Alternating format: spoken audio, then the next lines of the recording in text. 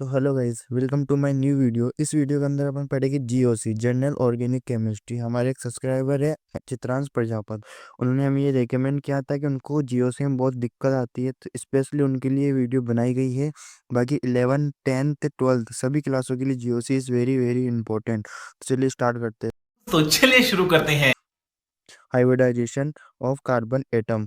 Hybridisation of carbon atom हमारी पिछली हमने इसके ऊपर एक वीडियो बनाई थी। वो वीडियो जाके देखिए, आपका हाइब्रिडाइजेशन का सारा जो डर है वो खत्म हो जाएगा। ये सारे टॉपिक उसमें कवर कराए गए हैं। तो अपन आगे चलते हैं। S character directly proportional to electronegative nature. ये कहना क्या चाहता है, अपन पहले इसको समझते हैं।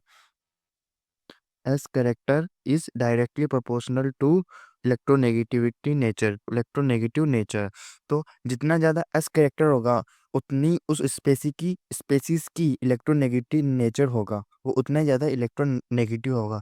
जैसे अपन हाइब्रिडाइजेशन की बात करते हैं, एस पी होगा 50%, sp2 होगा 33%, sp3 होगा 25%। ठीक है, तो आगे चलते, ये सब हमारी उस वाली वीडियो में कवर कराया गया है, तो आप उसको देखना मत भूलिएगा। पिन आइकन में कमेंट आइकन में अरे कहना क्या चाहते हो? तो उसकी क्लिक करके जाके वीडियो देखिए। नेक्स्ट अपन चलते हैं रिएक्शन इंटरमीडिएट। रिएक्शन इंटरमीडिएट का मतलब होता है, रिएक्शन इंटरमीडिएट वो होते हैं जो रिएक्शन एंड प्रोडक्ट के बीच में बनते हैं, उनको बोलते हैं अपन इंटरमीडिएट, रिएक्शन इंटरमीडिएट। ये तीन प्रकार के होते हैं। पहला होता है अपने पास कार्बोकेटायन। पहला होता है अपने पास कार्बोकेटायन। सेकंड होता है अपने पास कार्बो 2 सेकंड। फर्स्ट होता है अपने पास कार्बोकेटायन। सेकंड होता है कार्बो एनायन। कार्बो एनायन। थर्ड होता है प्री रेडिकल्स। प्री रेडिकल्स होता है। तो ये तीन होते हैं अपने पास। तो अपन फर्स्ट पढ़ते हैं कार्बोकेटायन। तो उसको थोड़ा जूम कर लेते हैं, तो आपको देखने में इजी रहेगा। कार्बोकेटायन। कार्बोकेटायन को अपन सी प्लस से जोड़ते हैं। केटायन यानी पॉजिटिव चार्ज, एनायन एनायन यानी नेगेटिव चार्ज। तो केटायन से पॉजिटिव। ये ट्रिक इसको याद करने की। अब चलते हैं इसके स्ट्रक्चर पे। ये अपने पास कार्बन है, आपको पता है जो कार्बन होता है वो हमेशा 3 बॉन्ड फॉर्म करता है। कार्बन है वो 3 4 बॉन्ड फॉर्म करता है। पकड़ लिया सॉरी, साड़ू कार्बन 4 बॉन्ड फॉर्म करता है। हाइड्रोजन से कर सकता है, या फिर कोई एल्काइल चेन से कर देगा, फिर हाइड्रोजन से एल्काइल चेन से, कितने भी 4 बॉन्ड फॉर्म करेगा। लेकिन कार्बोकेटायन में ये सीन नहीं रहता, इसमें उल्टा होता है। कार्बन 3 बॉन्ड फॉर्म करेगा, ये 1 2 3 XYZ से, और एक पॉजिटिव रहेगा इसके ऊपर। ये कैटायन की तरह रोल करेगा, और ये जो इसकी ये जो क्लाउड लाइक स्ट्रक्चर आपको दिख रही है, ये होता है अपने पास वैकेंट पी ऑर्बिट। ये होता है इसके पास वैकेंट पी ऑर्बिट। ठीक है, तो इसकी कुछ प्रॉपर्टीज के बारे में चलते हैं। इसमें 3 सिग्मा बॉन्ड होते हैं। जब भी सिंगल बॉन्ड दिख जाए तो वो सिग्मा बॉन्ड कहलाते हैं। सिंगल बॉन्ड मतलब सिग्मा बॉन्ड। डबल बॉन्ड यानी एक सिग्मा बॉन्ड एक पाई बॉन्ड। ट्रिपल बॉन्ड यानी एक सिग्मा बॉन्ड 2 पाई बॉन्ड। ये बात याद रखनी है अपन को, ठीक है। तो नेक्स्ट इसमें है पाई बॉन्ड। पाई बॉन्ड कितने? 0, क्योंकि इसमें सारे सिंगल बॉन्ड है, डबल बॉन्ड ट्रिपल बॉन्ड नहीं है, तो पाई बॉन्ड आ जाएंगे अपने पास 0। लोन पे कितने इसके पास? लोन पे को अपन ऐसे डिनोट करते हैं, तो लोन पे इसके पास है 0। 6 electron in outermost shell of carbon atom. तो अपन चेक करते हैं इसमें 6 इलेक्ट्रॉन है या नहीं है।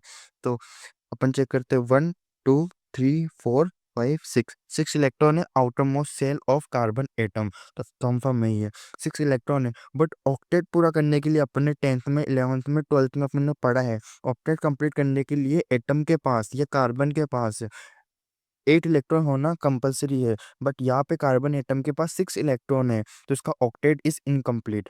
Octet is incomplete. Octet incomplete से ये एलिमेंट क्या कहलाएगा? एक इलेक्ट्रॉन डेफिशिएंट एलिमेंट कहलाएगा, या फिर इलेक्ट्रॉन डेफिशिएंट स्पीसीज कहलाएगा। क्योंकि अपन को चाहिए 8 इलेक्ट्रॉन, लेकिन है इसके पास 6 इलेक्ट्रॉन, मतलब इलेक्ट्रॉन की डेफिशिएंट है, यानी इलेक्ट्रॉन की कमी है। तो यहाँ पे ये कहलाएगा इलेक्ट्रो डेफिशिएंट स्पीसीज। तो ठीक है, आगे चलते हैं। अब आता है अपने पास इलेक्ट्रॉन डेफिशिएंट एलिमेंट है। इलेक्ट्रो डेफिशिएंट एलिमेंट हमेशा इलेक्ट्रोफाइल की तरह बिहेव करते हैं। इलेक्ट्रो डेफिशिएंट एलिमेंट मतलब उन पे पॉजिटिव चार्ज है, इलेक्ट्रॉन नहीं है। इलेक्ट्रॉन कमी यानी इलेक्ट्रॉन नहीं है, तो इलेक्ट्रॉन नहीं है तो क्या होगा? पॉजिटिव चार्ज होगा। पॉजिटिव चार्ज वाले स्पीसीज को कहते हैं अपन इलेक्ट्रोफाइल। मतलब electron deficient species behaves like electrophile. ठीक है, अब आगे चलते हैं। ये वाला कॉन्सेप्ट एक बार आप वापस पढ़िएगा। stability is directly proportional to electron donating group and inversely proportional to electron withdrawing group। यहाँ पे कार्बोकेटाइन यानी पॉजिटिव चार्ज आ रहा है, यानी ये इलेक्ट्रॉन रिमूव करा रहा है, इसके पास इलेक्ट्रॉन भी डेफिशिएंट है यानी इलेक्ट्रॉन रिमूव करा रहा है, तो ये क्या हो गया, इलेक्ट्रॉन डोनेटिंग ग्रुप। और इलेक्ट्रॉन डोनेटिंग ग्रुप, तो electron donating group carbocation electron deficient species की स्टेबिलिटी ज़्यादा होती है क्योंकि इलेक्ट्रॉन डोनेटिंग ग्रुप उसमें ज़्यादा प्रेजेंट होता है। अब बात करते हैं इस वाले टॉपिक की। इस वाले टॉपिक की अपन बात करते हैं, ये टॉपिक है lone pair are the pair of electron which cannot participate in in participate अबे जल्दी बोल, कल सुबह पनवेल इन निकलना है। बॉन्डिंग। ठीक है, यहाँ पे कहने का मतलब है ये कार्बन है, अगर इस पे लोन पेयर आ गए ये दो, तो ये लोन पेयर रिप्रेजेंट करने का तरीका है, ये इलेक्ट्रॉन है, ये एक इलेक्ट्रॉन, ये दो इलेक्ट्रॉन, ये बॉन्डिंग में पार्टिसिपेट नहीं करेगी, ये सेपरेट रहेगी क्लाउड के फॉर्म में। ठीक है, अब आगे चलते फ्री रेडिकल्स। सेकेंड आता है अपने पास फ्री रेडिकल्स। फ्री रेडिकल्स क्या कहता है अपन को, फ्री रेडिकल्स ये होता है, रुकिए 2 सेकंड जूम करते ताकि इजी रहेगा अपने। फ्री रेडिकल्स ये होता है, ये होता है अपने पास फ्री रेडिकल्स। ये एक इलेक्ट्रॉन है, not a pair of electron, not a lone pair, ये एक सिंगल इलेक्ट्रॉन है जो नहीं बॉन्डिंग में पार्टिसिपेट कर रहा है। तो इसकी कुछ प्रॉपर्टीज के बारे में पढ़ते हैं। 3 सिग्मा बॉन्ड है, ठीक है, 3 सिग्मा बॉन्ड है, लॉन पेयर क्या, जीरो, सिंगल इलेक्ट्रॉन है, ये इलेक्ट्रॉन, ये लॉन पेयर नहीं होता, लॉन पेयर को अपन ऐसे डिनोट करते हैं इस क्लाउड के फॉर्म में। और लॉन पेयर रहता है दो इलेक्ट्रॉन के पेयर के अंदर, दो इलेक्ट्रॉन के पेयर के अंदर रहता है अपने पास लॉन पेयर। ठीक है, अब चलते हैं थर्ड पाई बॉन्ड। पाई सारे सिंगल बॉन्ड है तो पाई बॉन्ड होने की कैपेबिलिटी है ही नहीं इसमें। अनपेड इलेक्ट्रॉन कितने इसके पास, वन अनपेड इलेक्ट्रॉन जो है free radical. 7 electron in outermost shell, 7 electron, 1 2 3 4 5 6। वापस समझते हैं इसको, 7 इलेक्ट्रॉन कैसे हो इसमें, 1 2 3 4 5 6 7, तो टोटल कितने इलेक्ट्रॉन हो गए, 7 electron in outermost shell of carbon atom. ठीक है, इसका ऑक्टेट इनकम्प्लीट है क्योंकि 8 इलेक्ट्रॉन चाहिए, अपने पास है कितने, 7 इलेक्ट्रॉन। ठीक है, ये भी एक इलेक्ट्रॉन डेफिशिएंट एलिमेंट की तरह बिहेव करेगा क्योंकि 8 इलेक्ट्रॉन चाहिए, है कितने, 7, यानी 1 इलेक्ट्रॉन की कमी है तो ये भी इलेक्ट्रोफाइल की तरह बिहेव करेगा। इसकी भी स्टेबिलिटी अपन ने पहले पढ़ी थी उसी की तरह है, एक बार उसको पढ़ लीजिएगा। बाकी फ्री रेडिकल्स की स्टोरी भी सिमिलर है कार्बोकेटाइन की तरह, इसकी स्टोरी भी सिमिलर है कार्बोकेटाइन की तरह। कार्बोकेटाइन पढ़ा मतलब फ्री रेडिकल्स पढ़ा। ठीक है, अब आगे चलते हैं कार्बो एनायन या फिर इसको अपन बोल सकते हैं कार्ब आयन, कार्बन आयन। ठीक है, इसकी बात करते हैं। इसमें मैं आपको बताता हूँ कि किसकी स्टोरी क्या है, ये है। अब ये आता है अपने पास लोन पेयर। लोन पेयर मैंने बताया था आपको, ऐसे डिनोट करते हैं अपन लोन पेयर को क्लाउड के फॉर्म में। ठीक है, जाएगा अपने पास लोन पेयर। ठीक है, अब यहाँ पे हाँ ये carbon 1 sigma bond, 2 sigma bond, 3 sigma bond, 3 sigma bond बना है, 3 सिग्मा बॉन्ड यानी 6 इलेक्ट्रॉन, 4 सिग्मा बॉन्ड यानी 8 इलेक्ट्रॉन, यानी एक बॉन्ड में दो इलेक्ट्रॉन होते हैं, दो इलेक्ट्रॉन पार्टिसिपेट करते हैं एक बॉन्ड बनाने के लिए, एक बॉन्ड बनाने के लिए। तो अपन इसको पढ़ते हैं, यहाँ पे एक इलेक्ट्रॉन, यहाँ पे एक, यहाँ पे एक, यहाँ पे एक, यहाँ पे एक, यहाँ पे एक, तो इलेक्ट्रॉन कितने हो गए अपने पास, 6। सिग्मा बॉन्ड कितने, 3 sigma bond, pi bond zero, lone pair एक है, ये एक लोन पेयर आ गया। Unpaired electron zero, zero unpaired electron है, कैसे इसको समझना, जीरो अनपेड इलेक्ट्रॉन, तीन 6 इलेक्ट्रॉन तो बॉन्ड पार्टिसिपेट कर रहे हैं और दो इलेक्ट्रॉन लोन पेयर की फॉर्म में, तो ये अनपेड इलेक्ट्रॉन की फॉर्म में काउंट नहीं हो गए। अनपेड इलेक्ट्रॉन है तो ये जो स्पीसीज है ये किसकी तरह बिहेव करेगी, ये एक डायामैग्नेटिक स्पीसीज होगी, ये होगी एक डायामैग्नेटिक। तो फिर आप बोलोगे कि सर फ्री रेडिकल्स में तो अनपेड इलेक्ट्रॉन 1 है, तो हाँ ये एक पैरामैग्नेटिक की तरह बिहेव करेगी, पैरामैग्नेटिक की तरह बिहेव करेगी। ठीक है, अब आगे चलते हैं अपन, आगे चलते हैं। अब इसमें आता है अपने पास अनपेड डायमैग्नेटिक की तरह बिहेव करेगी और इसमें टोटल इलेक्ट्रॉन कितने हैं, आउटरमोस्ट सेल में 8 इलेक्ट्रॉन है, 8 इलेक्ट्रॉन यानी इसका ऑक्टेट ऑलरेडी कंप्लीट है, 8 इलेक्ट्रॉन अपन काउंट करते हैं। 6 इलेक्ट्रॉन तो बॉन्डिंग में पार्टिसिपेट कर रहे हैं, 7 और 8 लोन पेयर की फॉर्म में, कार्बन एटम के ऊपर क्लाउड की फॉर्म में स्टेबल है, क्लाउड की फॉर्म में स्टेबल है। अब आपको पता होगा कि कार्बन एटम कितने बॉन्ड बनाता है, कार्बन एटम कितने बॉन्ड बनाता है, कार्बन एटम 4 बॉन्ड बनाता है, तो 3 तो ये बना लिया और एक लोन फॉर्म पेयर की फॉर्म में शिफ्ट होगा, तो इस पे एक नेगेटिव चार्ज आ जाएगा, नेगेटिव चार्ज आ जाएगा, लोन पेयर आएगा तब नेगेटिव चार्ज आ जाएगा कार्बन एटम के ऊपर। इसका ऑक्टेट ऑलरेडी कंप्लीट है तो ये एक इलेक्ट्रॉन रिच स्पीसीज है, यानी इसके पास इलेक्ट्रॉन की कमी नहीं है, इलेक्ट्रॉन बहुत है इसके पास। इलेक्ट्रॉन को यहाँ पे पैसे की तरह अपन ट्रीट करेंगे। जैसे इंसान के पास पैसे है तो वो एक रिच स्पीसीज कहलाता है, वैसे ही एटम के पास इलेक्ट्रॉन होता है तो वो एक रिच स्पीसीज कहलाता है। ठीक है, आगे चलते हैं अपन, आगे बात करते हैं अपन। रिच स्पीसीज है तो ये न्यूक्लियोफाइल की तरह बिहेव करेगी, देखना इसमें कंफ्यूज मत होना। इलेक्ट्रोफाइल यानी इलेक्ट्रॉन नहीं है अपने पास, ई से इलेक्ट्रॉन, ई से इलेक्ट्रोफाइल यानी इलेक्ट्रॉन की कमी है। ठीक है, इलेक्ट्रॉन की कमी है।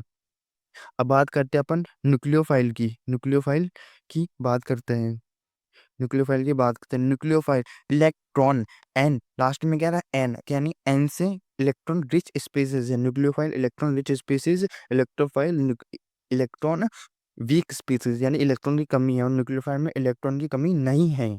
ठीक है, न्यूक्लियोफाइल होता है जो भी एटम, जो भी स्पीसीज न्यूक्लियोफाइल होगा तो वो लुईस बेस की तरह बिहेव करेगा, एक लुईस बेस की तरह बिहेव करेगा। लुईस बेस क्या होता है, अब आपके क्वेश्चन मन में क्वेश्चन आया होगा, व्हाट इज लुईस बेस? तो लुईस बेस वो होते हैं जो which donate electron pair. Lewis base, देखो लुईस बेस उसमें उन एटम में होता है जिनके अंदर लोन पेयर प्रेजेंट होते हैं। ध्यान सुनना ये बात, ये बहुत कंफ्यूजिंग क्वेश्चन आ सकता है। लुईस बेस उन एटम के अंदर होता है जिनके पास लोन पेयर होता है, जिनके पास लोन पेयर होता है। लोन पेयर जिनके पास होगा वो लोन पेयर डोनेट करने की टेंडेंसी भी रखते होंगे। जो लोन पेयर डोनेट करने की टेंडेंसी रखते हैं वो इलेक्ट्रॉन रिच स्पीसीज भी कहलाते हैं। जो इलेक्ट्रॉन रिच स्पीसीज कहलाते हैं वो एक न्यूक्लियोफाइल की तरह बिहेव करते हैं। तो ये कॉन्सेप्ट हुआ कंप्लीट। तो ये तो रहे अपने पास carbocation, free radicals and carbohydrate. अब नेक्स्ट बात चलते हैं इलेक्ट्रॉनिक इफेक्ट। ये वेरी वेरी इंपॉर्टेंट अपने आएगा। इलेक्ट्रॉनिक इफेक्ट अपन चार पढ़ेंगे, inductive effect, resonance effect, hyperconjugation effect. ये एक परमानेंट इफेक्ट, ये तीन अपन परमानेंट इफेक्ट पढ़ेंगे। तो अपन पहला इस वीडियो के अंदर अपन सिर्फ पहला इफेक्ट पढ़ते हैं, पहला इफेक्ट पढ़ेंगे ताकि आपको सेकंड एंड थर्ड इफेक्ट पढ़ने में कंफ्यूजन नहीं हो। तो अपन पहला इफेक्ट पढ़ते हैं, इंडक्टिव इफेक्ट। इंडक्टिव इफेक्ट में अपन पहले पढ़ते हैं, इंडक्टिव इफेक्ट भी दो टाइप के इंडक्टिव इफेक्ट होते हैं। फर्स्ट होता है नेगेटिव इफेक्ट और सेकंड होता है अपने पास पॉजिटिव इफेक्ट। ठीक है, नेगेटिव इफेक्ट डिस्टेंस डिपेंडेंट होता है और पॉजिटिव इफेक्ट भी डिस्टेंस डिपेंडेंट होता है। और ये जो इंडक्टिव इफेक्ट है ये एप्लीकेबल होते हैं अप टू 4 कार्बन एटम तक। 4 कार्बन एटम तक ही ये अपनी क्वालिटी को यानी अपने इफेक्ट को शो कर पाती है। 4 कार्बन एटम के बाद अपनी क्वालिटी को शो नहीं करती है। ठीक है, अब इसमें एक कॉन्सेप्ट आता है, electronegativity of x is greater than electronegativity of carbon. अगर इलेक्ट्रोनेगेटिविटी ऑफ एक्स, एक्स यानी कोई भी हेलोजन, कोई भी एटम मान सकते हैं अपन, कोई भी एटम या कोई भी हेलोजन की इलेक्ट्रोनेगेटिविटी ज़्यादा हुई कार्बन की इलेक्ट्रोनेगेटिविटी से तो वो माइनस आई इफेक्ट शो करेगा। अगर कोई भी एटम की इलेक्ट्रोनेगेटिविटी कम हुई कार्बन की इलेक्ट्रोनेगेटिविटी से तो वो प्लस आई इफेक्ट शो करेगा। तो इन दोनों में मेन पहला डिफरेंस तो ये होगा। ठीक है, अब आगे बढ़ते हैं अपन इसको। ये होता है अगर कार्बन एटम के ऊपर, अगर कोई भी एटम है, कार्बन एटम के ऊपर पॉजिटिव डेल्टा है, positive delta delta, positive delta delta delta, positive delta delta delta, तो ये जो एटम है, देखो मैं आपको फिर से जूम करके अच्छी तरह से इसको समझाता हूँ। ठीक है, ये कॉन्सेप्ट समझना बहुत इजी है लेकिन बच्चों को हार्ड लगता है। ये एलिमेंट मान लिया अपन ने, कोई भी हेलोजन हो गया अपने पास, ये एलिमेंट अपने पास कोई भी हेलोजन हो सकता है, कोई भी कार्बन एटम हो सकता है, कुछ भी हो सकता है। तो ये एटम है, ये एटम फर्स्ट वाले कार्बन से सबसे ज्यादा इलेक्ट्रॉन ले पाएगा क्योंकि ये इसके पास है, इसकी इलेक्ट्रोनेगेटिव के बहुत पास है। तो फर्स्ट वाले कार्बन से सबसे ज्यादा इलेक्ट्रॉन लेगा। फिर उसके बाद मान लो फर्स्ट वाले कार्बन से इसने ले लिए 4 इलेक्ट्रॉन, 4 इलेक्ट्रॉन ले लिए। सेकंड वाले से ये लेगा 3 इलेक्ट्रॉन, मतलब फर्स्ट वाले के कंपैरिजन में थोड़े कम लेगा, 3 इलेक्ट्रॉन लेगा। फिर मान लो थर्ड वाले से इसने ले लिया 4 इलेक्ट्रॉन, 3 इलेक्ट्रॉन लिया। थर्ड वाले से उसने ले लिया 2 इलेक्ट्रॉन। फोर्थ वाले से उसने लिया 1 इलेक्ट्रॉन। तो सबसे ज्यादा किससे लिया, फर्स्ट वाले से, उससे कम सेकंड वाले से, उससे कम तीसरे वाले से, उससे कम फोर्थ वाले से। तो ये तो रहा इसका इलेक्ट्रोनेगेटिव का माइनस आई इफेक्ट का। ठीक है, अब इलेक्ट्रोनेगेटिविटी ऑफ एक्स ज्यादा होती है इलेक्ट्रोनेगेटिविटी ऑफ कार्बन से तो वो माइनस आई इफेक्ट शो करता है। अब माइनस आई इफेक्ट में जो एक्स एटम है अपने पास, ये जो अपने पास x एटम आ रहा है, ये क्या कर रहा है, ये इलेक्ट्रॉन ले रहा है यानी इलेक्ट्रॉन विड्रॉ कर रहा है। तो इसी माइनस आई इफेक्ट को अपन एक और नाम से रिप्रेजेंट करते हैं इलेक्ट्रॉन विड्रॉइंग इफेक्ट भी इसको अपन कहते हैं, क्योंकि यहाँ पे x एलिमेंट कार्बन एटम से इलेक्ट्रॉन ले रहा है। अब चलते हैं अपन प्लस आई इफेक्ट के ऊपर। प्लस आई इफेक्ट अपन को क्या कहता है, प्लस आई इफेक्ट अपोजिट है माइनस आई इफेक्ट के। यहाँ पे जो इलेक्ट्रोनेगेटिविटी है x की, वो लेस देन होगी इलेक्ट्रोनेगेटिविटी ऑफ कार्बन। ले इसकी वजह से जो कार्बन एटम है वो x एटम से इलेक्ट्रॉन ले रहे हैं। ये कार्बन एटम सबसे ज़्यादा लेगा, सेकंड उससे कम लेगा, थर्ड उससे कम लेगा, फोर्थ उससे कम लेगा। मतलब जैसे माइनस आई इफेक्ट में हो रहा था, अपोजिट होगा प्लस आई इफेक्ट में। और प्लस आई इफेक्ट को अपन कहते हैं, प्लस आई इफेक्ट को कहते हैं इलेक्ट्रॉन डोनेटिंग इफेक्ट, और माइनस आई इफेक्ट को कहते हैं इलेक्ट्रॉन विड्रॉइंग। डोनेटिंग यानी एक्स एटम डोनेट कर रहा कार्बन एटम को, और माइनस आई में एक्स एटम ले रहा है इलेक्ट्रॉन कार्बन एटम से। तो ये कुछ इनके एग्जाम्पल्स हो सकते हैं, मतलब ये एग्जाम्पल हो सकते हैं, इनको आप पढ़ लेना एक बार, वेरी इजी। इसमें एक प्लस आई इफेक्ट में एक यहाँ पे एक डाउट आता है, यहाँ पे एक डाउट आता है, जो ये alkyl group also show have a positive effect. यहाँ पे क्या कह रहा है, alkyl group also have a plus I effect, मतलब जो 3 डिग्री एल्काइल है, सेकंड डिग्री एल्काइल है, फर्स्ट डिग्री एल्काइल है, तो यहाँ पे थर्ड डिग्री एल्काइल सबसे ज्यादा प्लस आई इफेक्ट शो करेगा, उसके बाद सेकंड करेगा, उसके बाद फर्स्ट करेगा। ये नोट से इनको पढ़िएगा एक बार, और उसमें सेकंड सेकंड बात क्या कह रहा है उसको ध्यान से पढ़िएगा। हाइड्रोजन होते हैं अपने पास, हाइड्रोजन के अपने पास कितने आइसोटॉप्स होते हैं, हाइड्रोजन के आइसोटॉप्स देखिएगा। हाइड्रोजन का आइसोटॉप 3 आइसोटॉप होते हैं, ड्यूटेरियम, ट्रिटियम, ट्रिटियम। तो ट्रिटियम होते हैं, तो हाइड्रोजन के कितना अपने पास वो होते हैं, सॉरी, हाइड्रोजन के अपने पास कितने आइसोटॉप्स होते हैं, 3 आइसोटॉप, 1 2 3। तो जो हाइड्रोजन के तीनों आइसोटॉप्स होते हैं वो हाइड्रोजन से ज्यादा प्लस आई इफेक्ट शो करते हैं। फर्स्ट सबसे ज्यादा करेगा ट्रिटियम, उससे कम ड्यूटेरियम, फिर करेगा CH3, फिर सबसे लास्ट में करेगा हाइड्रोजन। तो यहाँ पे कॉन्सेप्ट अपने पास क्या आता है, अपने पास यहाँ पे क्या कॉन्सेप्ट आता है, जितना हेवी आइसोटॉप होगा किसी भी एटम का, वो उतना ही ज्यादा आई इफेक्ट शो करेगा। मतलब जितना ज्यादा हेवी आइसोटॉप उतना ही डायरेक्टली प्रोपोर्शनल होगा आई इफेक्ट, मतलब उतना ही प्लस आई इफेक्ट शो करेगा। और यहाँ पे माइनस आई इफेक्ट में क्या शो कर रहा है, जितने भी ये कंपाउंड है ये माइनस आई इफेक्ट शो करेगी, और उनका जो माइनस आई इफेक्ट की जो इलेक्ट्रोनेगेटिविटी नेचर है वो कार्बन एटम से ऑलवेज ग्रेटर ग्रेटर ग्रेटर है। तो ये अपने आज का लेक्चर हुआ। अगर फिर भी किसी को डाउट है यहाँ तक के लेक्चर में, अगले लेक्चर में अपन पढ़ेंगे resonance effect, hyperconjugation effect, and आगे की बात इस जीओसी की। तो इस चैप्टर में या फिर इस वीडियो में आपको कुछ डाउट हुआ तो मुझे कमेंट में बताइए। चैनल को लाइक, सब्सक्राइब एंड शेयर कीजिए अपने फ्रेंड के साथ, ताकि उनकी भी हेल्प हो सके। एग्जाम बहुत पास में आ रहे हैं, तो आप इन नोट्स को पढ़ना मत भूलिएगा। अगर इन नोट्स की आपको PDF चाहिए तो डिस्क्रिप्शन में मेरे व्हाट्सअप नंबर है, उन पर मैसेज कीजिए, मैं आपको PDF सेंड कर खत्म। Bye bye, tata, goodbye, गया।